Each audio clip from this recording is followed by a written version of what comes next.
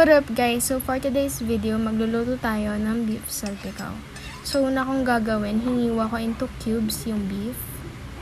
Then maghihiwa na rin ako ng bawang. Depende sa inyo kung gaano karami, pero mas okay kung madami talaga. Then mag-add ako ng 3 tablespoon ng Worcestershire sauce. Tapos 4 tablespoon naman ng soy sauce. Yan. After nyan, maglalagay naman ako ng chili powder. Ayun ang chili powder. Then, pepper.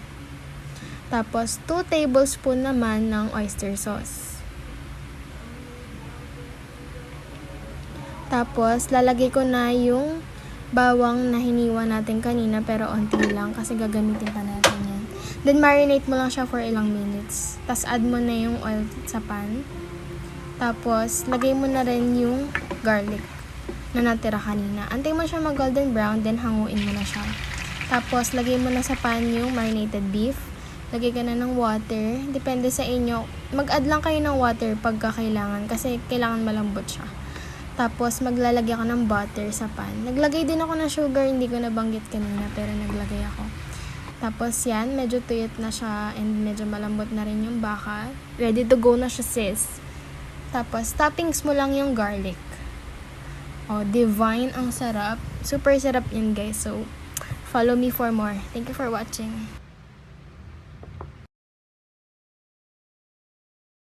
Okay, you guys have to try this Beijing beef. First, start by cutting your steak in 1/4-inch strips, then go in with your wet marinade for 30 minutes or up to an hour in the fridge to let that baking soda do its thing and tenderize that beef.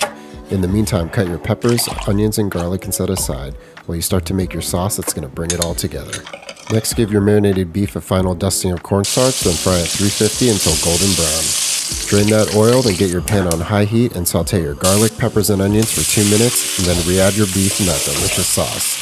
Stir and add your vinegar and a cornstarch slurry until everything is glistening in that pan. This came out so good, I hope you give this one a try.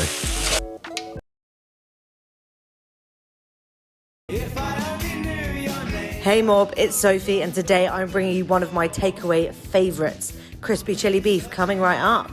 Start by very thinly slicing 2 steaks, then cutting them in half again so you have thin strips. Add your steak to the bowl, crack in an egg and mix it up. Add your corn flour along with a good pinch of salt and some white pepper, then mix it till it's all combined. Heat some oil in a wok on a high heat, then fry your beef in batches until it's super crispy and golden. Thinly slice an onion, some spring onions and a red chilli. Grate your garlic and ginger, then fry your onions for 2 minutes until soft. Get your spring onions, chilies, ginger and garlic in the pan and fry for another couple of minutes. Add sugar, ketchup, sriracha, soy sauce and rice wine vinegar, then give it a good mix. Let it bubble up. Add your beef back into the pan, then give it a good mix until it's all lovely and hot and coated in the sauce. Serve it up with some egg fried rice and tuck in Mongolian beef today. My dad owned a Chinese restaurant when I was younger, and this dish was the customer's favorite and mine too. It's so flavorful, tender, and juicy. His secret is this marinade, and when finished mixing, add oil at the top to keep the meat juicy, then marinate for at least 30 minutes. Stir fry is quick, so make sure to prep your onions, garlic, and pepper beforehand. In high heat, fry your beef in a good amount of oil until golden brown, then set aside. Fry dried red pepper and garlic together until you see the red pepper brown up, then fry onions until translucent, then add the beef back in. Fry the green onions for a quick minute, add soy sauce and sugar. Here you can see my dad show some cool flips. This dish goes perfect with some rice, and I hope you enjoyed my dad's The longer recipe. you have to wait, the better the food tastes. That's just season. Pagkapalo, season lang natin ng salt and pepper and sear na natin yung short rib. Brown lang natin ng maigi para mas malasa ang kalabasan. Sunod, lagyan lang natin ng onions, ginger, garlic, star anise, and bay leaf. Tapos season lang natin ng sugar, Shaoxing wine, soy sauce, and sesame oil. Lagyan na lang natin ng gripo stock, enough to cover. Then pakuluin natin for at least 2 hours. Sunod, lagyan na natin ng carrots and leeks, tapos tikan natin yung sauce with slurry. Simmer lang natin for 30 minutes more, tapos tanggalin natin yung beef and slicein na natin para mas mapabilis siyang lumambot. Pagka-slice, balik agad natin, huwag natin hawakan na matagal para hindi tumigas. Simmer na lang natin to for at least an hour more until lumambot na siya ng tuluyan. Pag okay na sa pagplato, lagay muna tayo ng rice and patong natin yung short ribs. Dagdagan lang natin yung sauce and garnish na natin ng spring onions and sesame seeds. Ayan, panalo kahit ang tagal lutuin, kaya tandaan nyo. stew is a must. Dice up some onion, and while you're at it, don't forget your carrots. Grab 2 tomatoes and chop those up. Mince up some garlic, and in a pot over medium-high heat, add in your avocado oil and brown your chuck roast on all sides for about 2 to 3 minutes. Feel free to season your beef with whatever you want. I'm using salt and pepper to keep it simple. Once your beef is brown, go ahead and remove it from the pot. Reduce your heat to medium, toss in your tomatoes and tomato paste, smash and cook that down for about 5 to 7 minutes until it looks like this. Now add in your sliced onions, some carrots, as well as your garlic. Go ahead and mix that up. Now toss in your mushrooms, mix this up, and cook this for about 5 minutes. Add in your beef, the liquid too. Trust me, it's gonna add a lot of flavor. Now mix this up and make sure every piece of beef is coated. Make sure your pot is also large enough to cook this in. Sprinkle in your flour, mix again. To be honest, the hardest part about making this dish might be the consistent mixing. Toss in some thyme, some bay leaves, some Worcestershire sauce, pour in your wine and your beef broth, sprinkle in some chicken bouillon powder, stir and scrape the bottom of the pan. Bring this to a boil, remove from heat, place a lid on this, and put this in the oven at 350 degrees for 2 to 3 hours. Trust me, if there was a bone, the meat would be falling off. Look at that. Dati socialing restaurant talaga tong pepper lunch. Pero alam niyo ba, pag sinunod niyo itong mga easy steps na to, madali kayong makaluto sa bahay ng pepper lunch. Sa beef, okay lang naman yung local. As long as slice natin siya na manipis, and lagyan natin ng baking soda. Sa corn, pwede naman lagay na lang natin, di ba? Pero bakit hindi natin saute? And season natin with a couple tablespoon of butter, sugar, salt, and pepper. Sa sauce naman, ang gawin natin is yung honey brown sauce. Ang dali lang nito gawin. Pag-aaluin lang natin yung honey, oyster sauce, soy sauce, and cornstarch. Mix, tapos pakukuluin natin hanggang sa mag-thicken. So ayan, okay na ang lahat. Prep na natin yung hot plate and lagay na natin yung plain rice. Tapos lagay na natin yung beef. Tadta rin natin ng paminta yung rice. Next, yung corn. Some more pepper. Yung honey brown sauce. Then garnish na lang natin ng spring onion and syempre some more pepper. Guys, naalala nyo ba na? Corn beef, bibimbap, kain! Gawin mo natin yung sauce gamit ang brown sugar, tubig, UFC hot sauce, UFC banana ketchup, at syempre dato puti soy sauce. Ito yung pampasarap natin. Haluin mabuti hanggang sa matunaw yung asukal. Painitan, pakuluan, at itabi natin yung sauce pag kumabal na. Gisa-gisa naman ng onions, corn beef, huwag kalilimutan lagyan ng sauce. Gisa-gisa for 3 minutes. Top natin yung rice with pepino, carrots, bean sprouts or toge, UFC mushroom pieces and stems, lagyan ng maraming corned beef, itlog, at syempre lagyan ng sauce. Ayan na, tapos na ang ating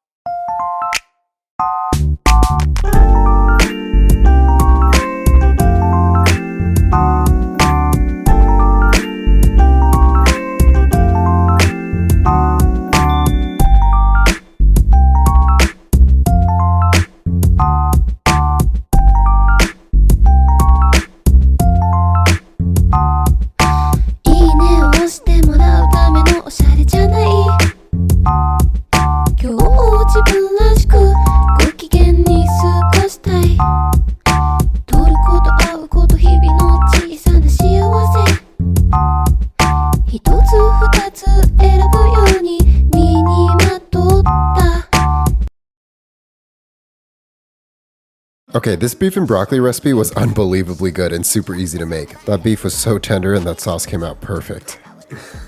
Wow. Slice your beef into 1/4-inch strips and marinate for at least 15 minutes with oyster sauce and baking soda to get it nice and tender. Next, premix your sauce, being sure to use warm chicken stock to help dissolve your sugar before adding it to the final dish. Blanch your broccoli for 30 seconds and drain. Then get your pan ripping hot and sear your beef with some neutral oil.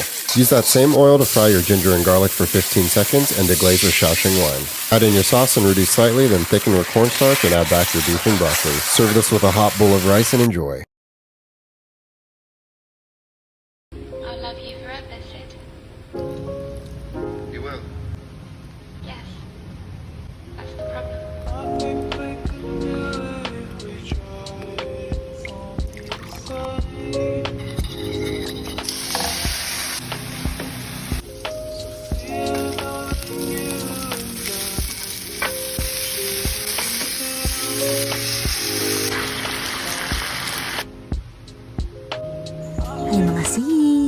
kapag creamy beef and mushroom na ba ang lahat, so gawa tayo niyan.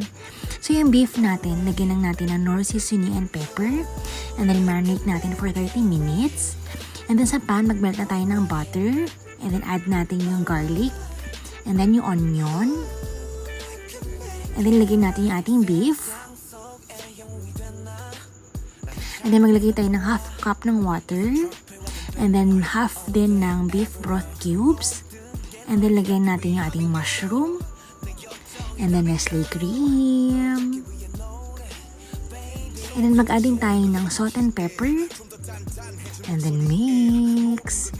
And sarap!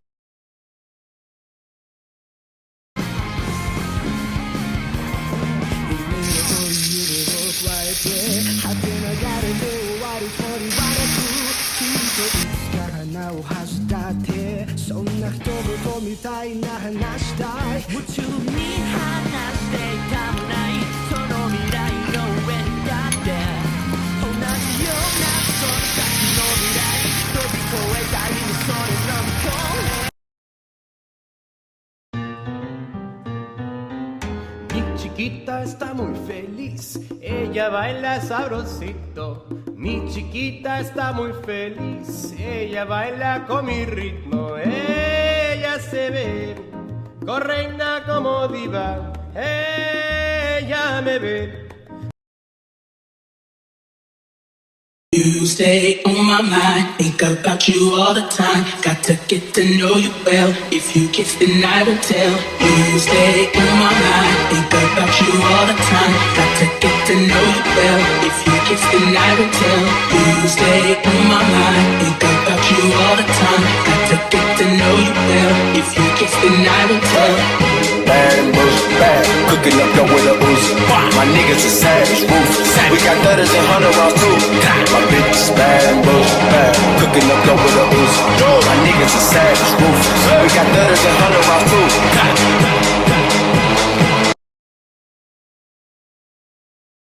At dahil catering is life, motherhood is lifer, and TikTok is lifest, samahan niyo ako today magluto ng beef pares with shiitake and potato balls. So I've listed all the ingredients on the screen. There are two types of soy sauce na gagamitin natin. Yan is Kikkoman at saka yung regular na toyo. And then we need Muscovado, which is very important kasi iba ang flavor na nilalabas nito. Next is in a boiling pan, in no particular order, just drop all of your ingredients and simmer for 3 hours. Leave behind your shiitake mushroom, potato balls, and the sesame oil because we will put that later towards the end of cooking. So originally, I used dried shiitake mushroom or the fresh one, but it wasn't available. So, yun muna canned. And then, when I checked in 2.5 hours time, kung malambot na yung beef, tsaka ko nilagay yung mushroom, patatas, and the slurry water para ito ay mag-create ng malagkit na sauce. And then, I simmered it back for 45 minutes. Lagi niyong tatandaan, ang sesame oil, nawawala yung lasa niya kapag masyado mo siyang matagal niluluto. Kaya nilalagay ko lang siya kapag papatayin ko na yung aking pinakukuluan. So, to some of you who doesn't like to eat the whole ginger, you can grate it. Ako kasi, I love yung ginger, tapos sweet pa yung sauce. Parang bagay na bagay siya. It creates a certain oriental taste. It really depends on you. Pati na rin yung sa beef, ikaw nang bahala kung gaano kalambot ang gusto mo. Sa family naman namin, gusto talaga namin yung nahihibla-hibla na siya. Tapos, ang potato balls, it is also up to you kung gusto mo siyang skin on or skin off. Sa amin kasi masarap yung nagpa-pop siya sa mouth mo dahil may kapit pa yung balat. And so, I garnished it with black garlic and sesame seeds and some chili flakes.